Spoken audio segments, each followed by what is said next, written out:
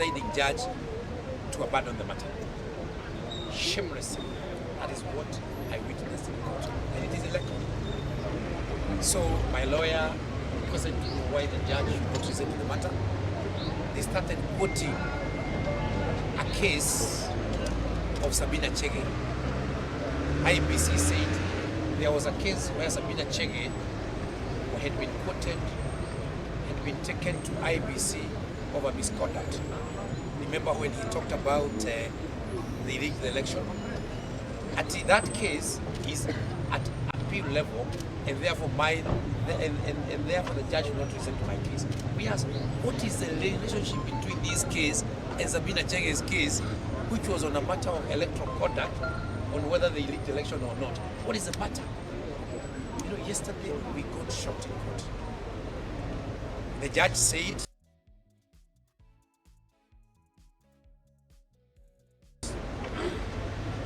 now my lawyer clearly saying that there is a process of a judge excusing himself out of a matter, and the process is properly defined in law. You cannot just walk to court and say, Mr. Judge, I'm requesting you, because the lawyer of IBC said we are not official, but we kindly if you can leave this matter. It was very, very, very embarrassing. I got embarrassed myself, and I think everybody got embarrassed, because my lawyer asked, if you want to do that, you need to do a submission, giving reasons to why you think the judge should not listen to. But then he said, it's not very official, we are only requesting you. The judge said, the law does not allow that. However, I've abandoned the matter. And I've given the election that the matter be listened to by another judge. So I was told to go to the presiding, is it presiding? Yeah. To the principal magistrate, principal judge, to go and get further direction on how my matter will be handled. Now my matter was scattered. I was not told which court to go to. I was told it will be determined on who else now will handle my matter. No dates, no nothing, so my case rested there. When I went to the High Court, I was told the owner of the office, which is supposed to deal with that, is actually on leave. When I asked them, what do I do? They say they want to. So, in short, my case was terminated yesterday at hand, because it was not heard by the tribunal, it was not heard by Justice Uhuru, it was not heard by Justice Prima, and it was not handed over to anybody else. So, because I'm a law-abiding citizen, I decided to present my case to the Chief Justice administratively, not as a matter, because it's allowed. The Chief Justice is actually in charge of all administrative processes within the judiciary. So today I came to present my matter to the Honorable Chief Justice, and I was attended to by a legal officer. The Chief Justice wanted to meet me, but she was conducting interviews. Very honorable lady. And I was told clearly she had said if she would have been available, she would have listened to my case directly, my matter directly. This is administrative, this is not legal now at that point. But then the legal officer attended to me, together with the attending team.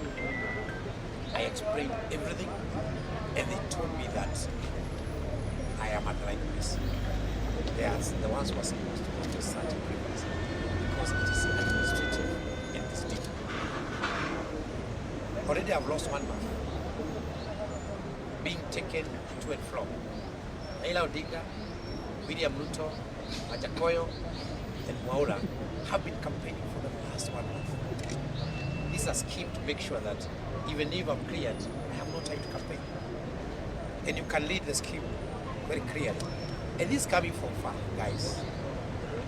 I'm a politician. I know how to lead the things. When you find judges abandoning a case, my only fear is who is threatening them? Who is intimidating them? That must be a very powerful hand, my friends. Because Mama Mboga cannot intimidate a judge. They are feeling highly threatened, I can tell you. And you can see no one wants to face my matter. Because my matter is straightforward. I'm supposed to contest. I've been a governor for 10 years. The qualifications for a governor and those for president are more or less the same. And I've served for 10 years. Voted in twice by over 80% of the people of Mwangi. So they know that I automatically qualifies. About signatures, they can't bring a story because I took them, they received them, and they don't know how to face that in court.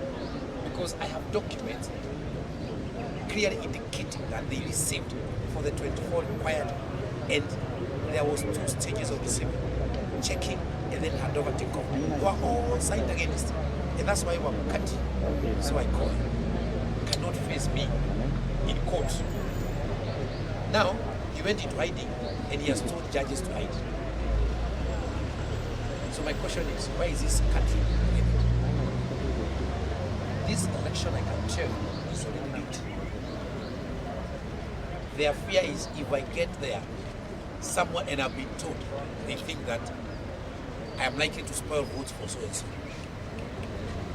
That's their talk. You know, the talks come to me. So we cannot allow this game to continue.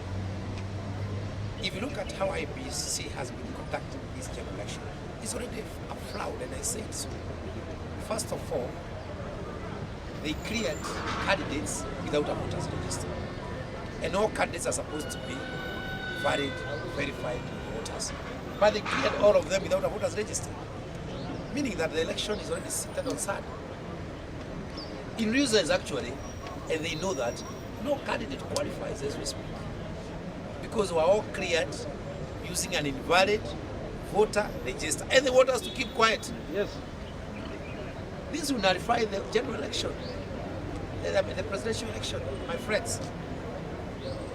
Those signatures which they were verifying, they were actually telling us as presidential candidates to go and seek signatures from registered voters. And there was no register of voters. These people are sick. And everybody's keeping quiet. For one to be nominated, Raila and Ruto and anybody who knows the idea to be nominated, you first of all need to be a voter. They were nominated when they were not validated as voters because there was no voters register. This is a sham.